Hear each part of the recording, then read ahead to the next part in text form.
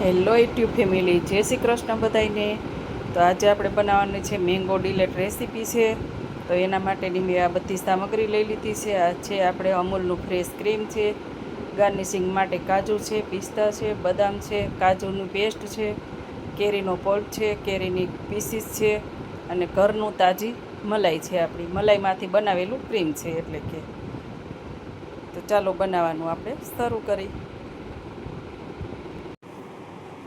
તો ચાલો આપણે બનાવવાનું શરૂ કરીએ.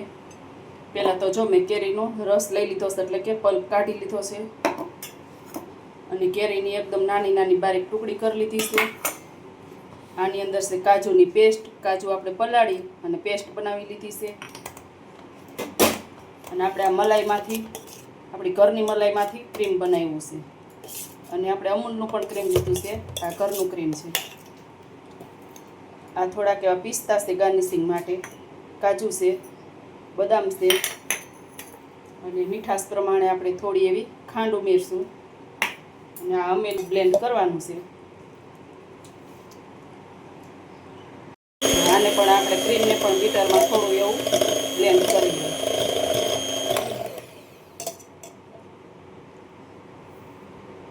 હવે આપણે ક્રીમ ને એ બધું તૈયાર થઈ ગયું છે. તો એક તપેલીની અંદર આપણે ઘરનું જે ક્રીમ હતું એ લીધું છે. તેની અંદર આપણે આ કેરીનો પલ્પ ઉમેરશું.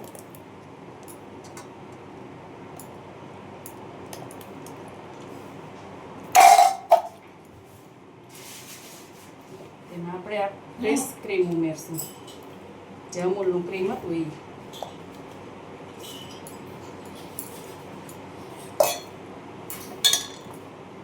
અને મેસરના મદદથી આપણે મિક્સ કરી દઈએ.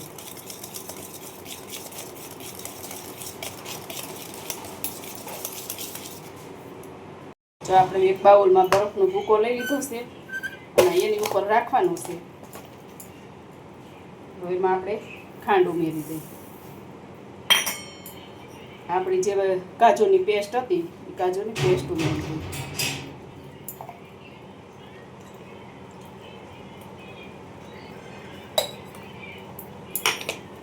અને મેસરથી આપણે મેશ કરી દઈએ.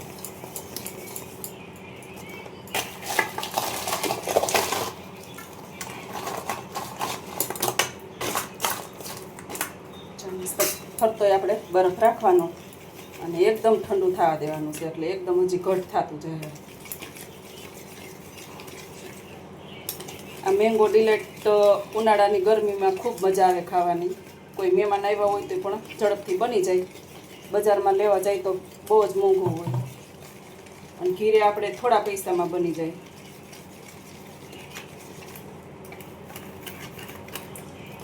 તો સાઈડમાં બરફ છે ને એટલે એકદમ ઠંડુ થઈ જાય અને જામતું જાય.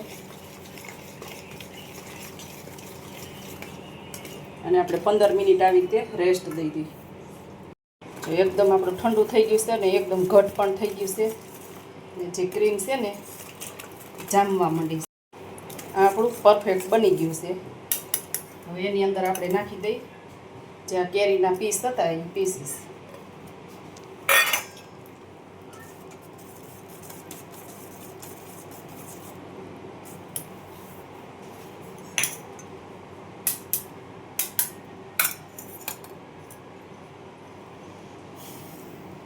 પિસ્તા,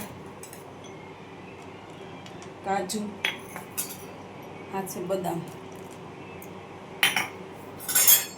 તો આપણે રેડી છે મેંગો ડિલાઇટ. જોરદાર. બાકી આને મિક્સ કરી દઈએ. એટલું ઘાટું રગડા જેવું બન્યું છે.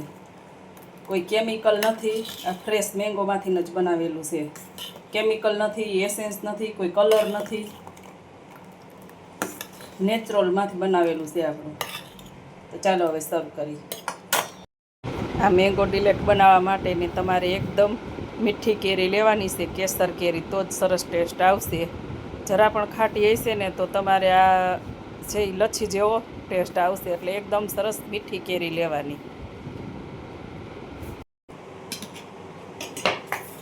ઉપર ગાર્નિશિંગ કરી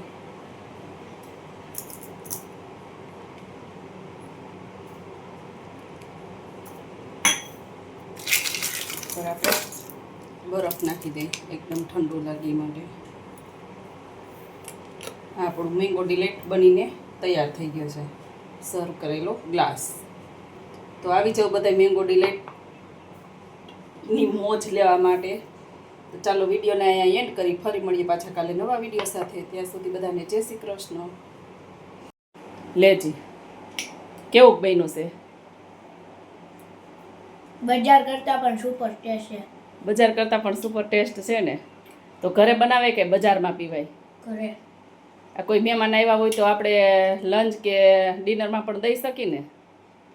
જો એટલું ટેસ્ટી બન્યું છે. એટલે આપણે જ્યાં સુધી બને ત્યાં સુધી નેચરલ ઘરે જ બનાવવાનું રાખવાનું. કેમ ફેને?